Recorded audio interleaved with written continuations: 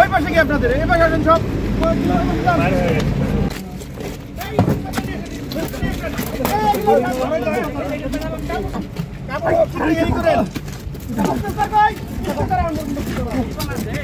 আপাতত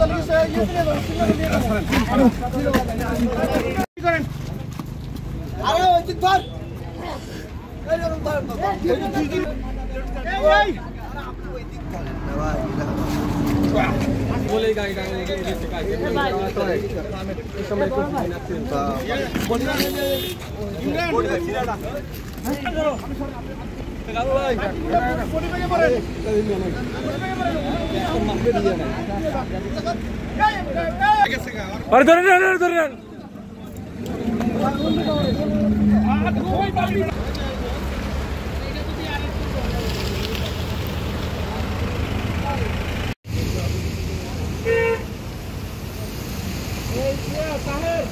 ঢাকা মাওয়া এক্সপ্রেসওয়ের 16 গড় যাত্রী ছাউনির সামনে ঢাকামুখী একটি প্রাইভেট কার উল্টে যায়।